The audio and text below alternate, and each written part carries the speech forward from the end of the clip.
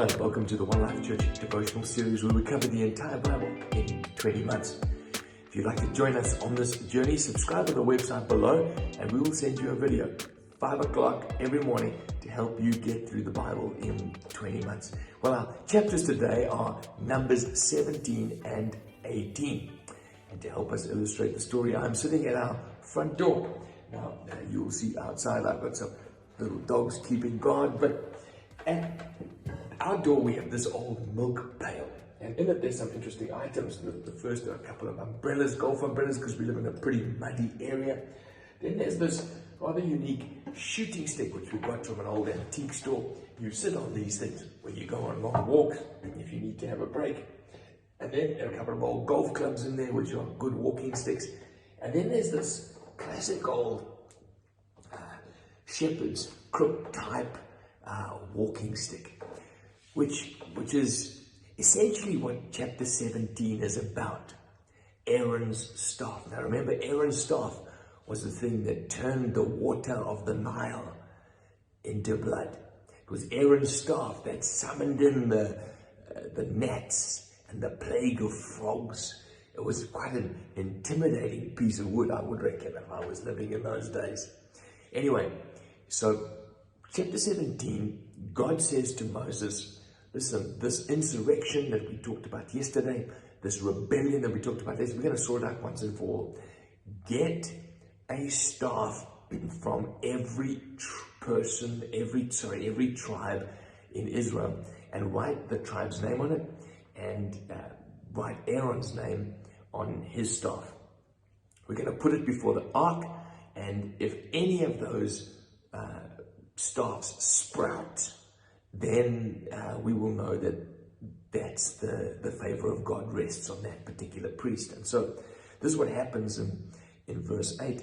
The next day Moses entered the tent and he saw that Aaron's staff, which represented the tribe of Levi, had not only sprouted, but it had blossomed, it had budded, and it had produced almonds. And now obviously the whole of Israel was totally shocked. How can a dead piece of wood come to life like that? And so what we then hear is that Moses is instructed, put that in the Ark of the Covenant. Now remember, the stone tablets were in the Ark of the Covenant.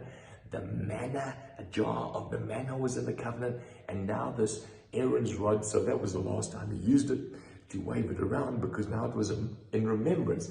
And what was it used to remind the people of Israel about? Well, firstly, that rebellion is not becoming of God's people. We need to submit to his will.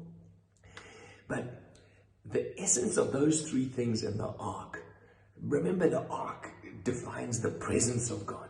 It's a prophetic picture of where God's taking his people. What did the things in the ark signify? Well, I think they pointed to Jesus. Jesus is the bread of life. So the manna was put there, fresh manna every morning, reminding us that one day Jesus was coming and he would be the bread of life. He would be how we were sustained. He would be how we nourished. He would be how life is perpetuated. In addition, the stone tablets, Jesus is the word of life. Jesus is the fulfillment of all righteousness. He's the fulfillment of the law. And so what did this staff remind? What did this dead thing that came down? You see, dead things have a finite life. Once you chop a tree down, it's dead. Once you pick a flower, it's dead. But the dead comes to life. It's a picture, a prophetic picture, that Jesus cut down on the cross would come to life. It's a beautiful picture, and it's how Numbers 17 ends. Numbers 18 is God saying, listen, Aaron, you are going to be in charge of the tabernacle.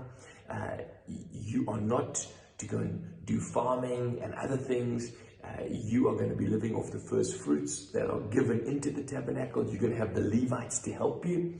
They too are going to have as their inheritance the tithe that comes in. And this is what it says about Aaron in verse 20. You have no inheritance in the land, nor will you have any share among them. I am your share, and I am your inheritance. Isn't that a beautiful picture? That God himself is our inheritance. Now you being a holy priest, you being a minister of the gospel, in your workplace, in your home place, God says, I am your inheritance. It's great that he can give you a home and he can give you other things in life. But he says, in essence, as he was saying to Aaron, my priests, and we are all holy priests, my priests have as their inheritance God himself. God bless you. Have a good day.